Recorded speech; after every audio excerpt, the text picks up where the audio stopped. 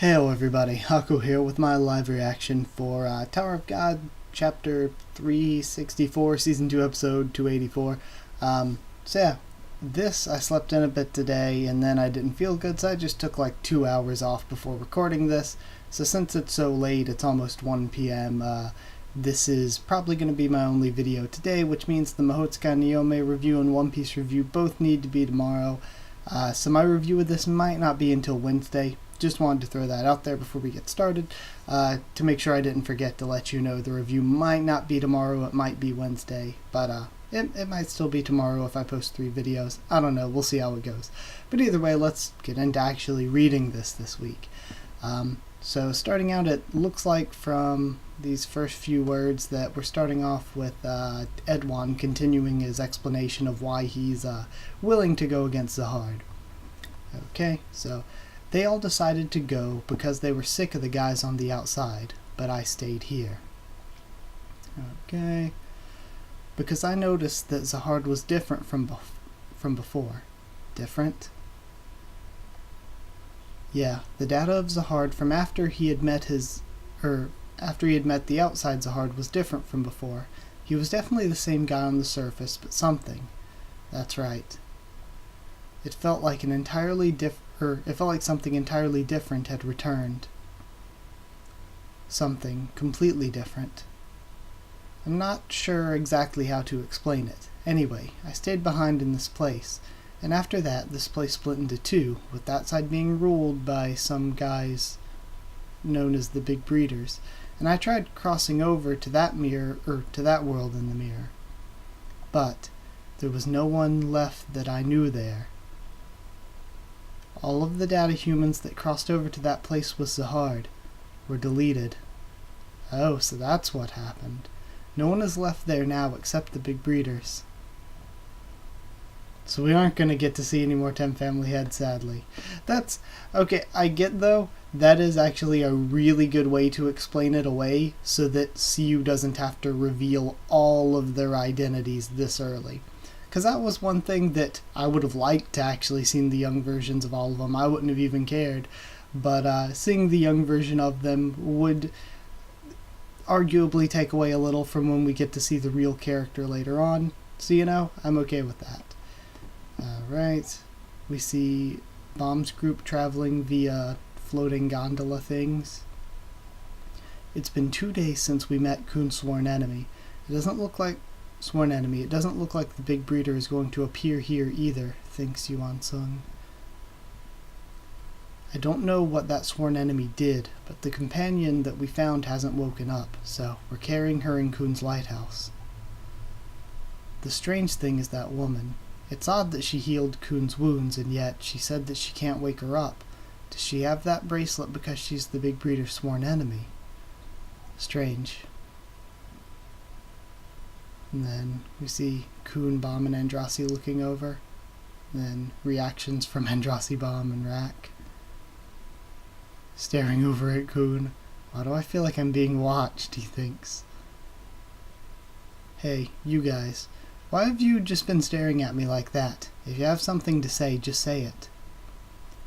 I thought your sworn enemy had a woman's voice, says Androssi, jumping up. Nonsense, you turtle. Never stared at you, says Rack. Rack, keep it down, says Bomb. Who is she? Is she an ex-girlfriend of yours, says Androssi. Why do I have to tell you that? Well, I guess you could call it gathering data about someone that we're going to encounter as an enemy in the future. You have to know your enemy to beat them, right, Bomb? Right, haha. I seriously don't want to know, thinks Rack. Her name is Kisaya. She's my younger cousin. Okay, so she isn't a direct sister then. The Hell Train, Zahard's Data 1. Okay, so this is technically the next arc. Your cousin? Yeah, Kiseya's my mom's younger sister's daughter. My mom took her in and she lived with us, after losing her mother in a fight between the families. We have different parents, but since we've been together since we were little, the 3 of us were like real siblings.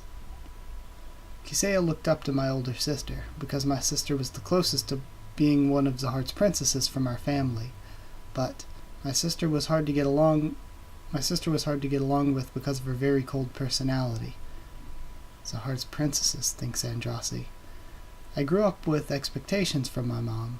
Not so much expectations about me, more like expectations as a strategist to raise my sister to the position of a Zahar princess.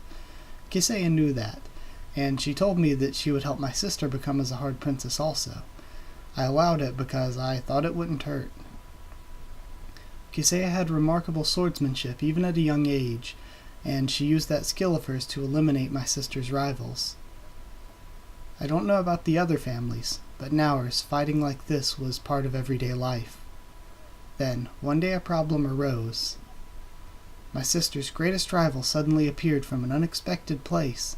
Her name was Maria, and she approached me in order to beat my sister, because she thought I knew all of my sister's weaknesses, and I accepted her proposal.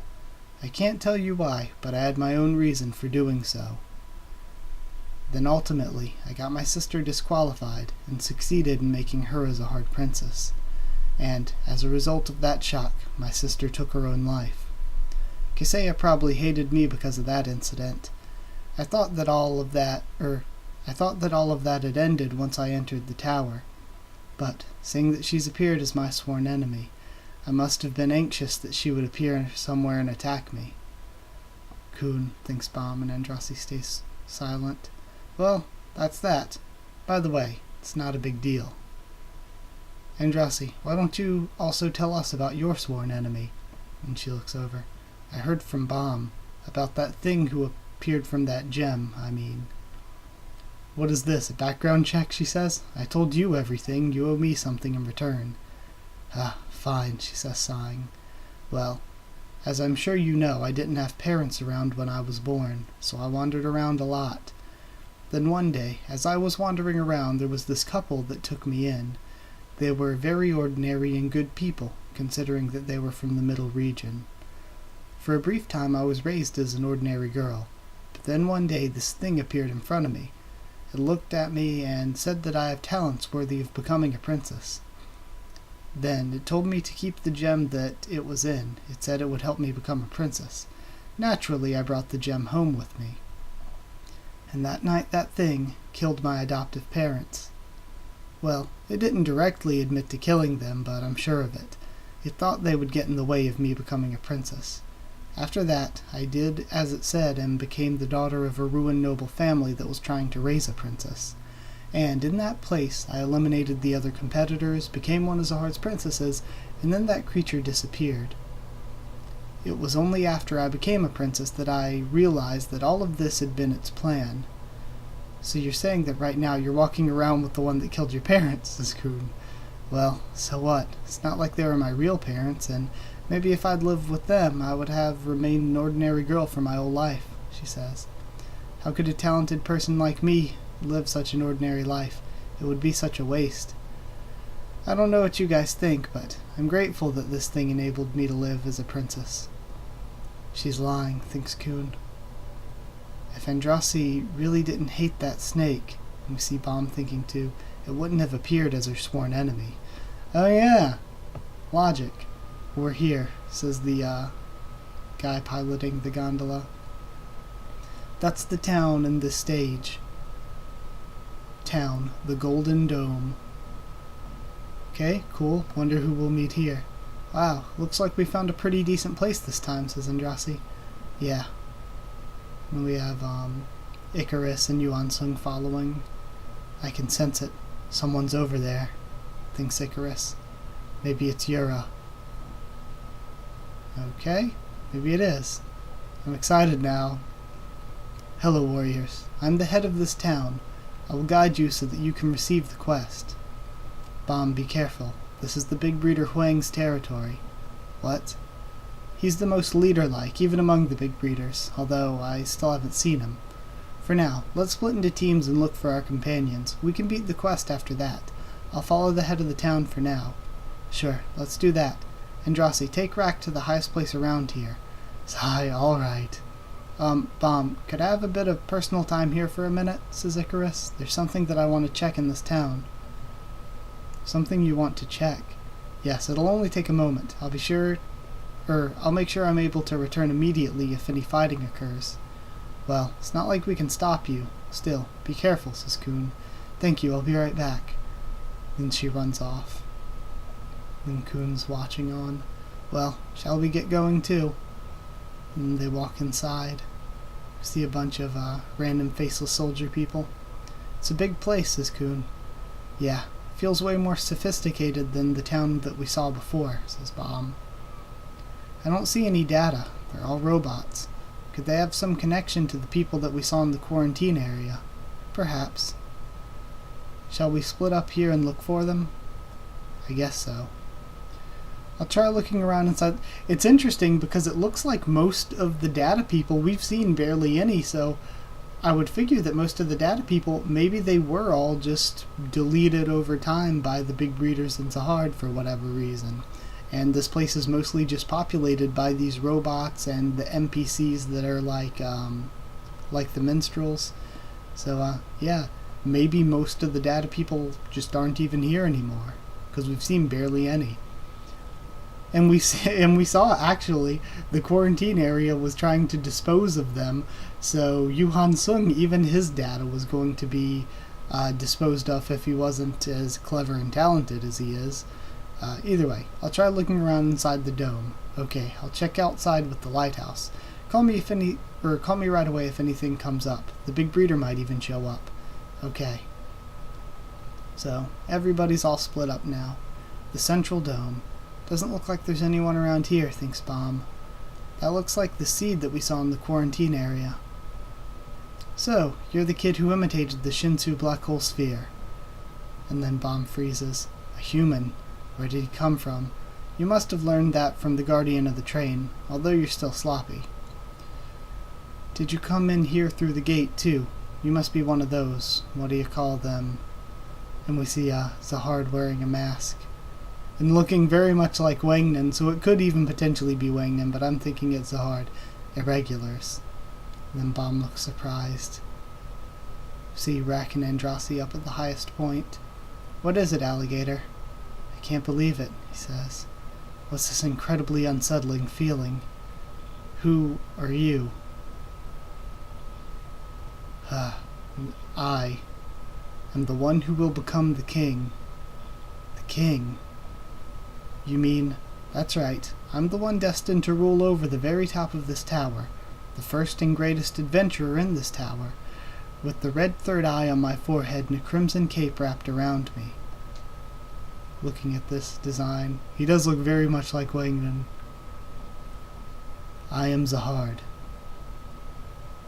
Okay, again, a little bit too early, a little disappointing that he just sort of shows up.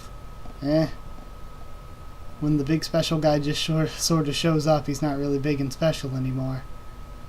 Because they didn't really need to do anything to get to him. Disappointing.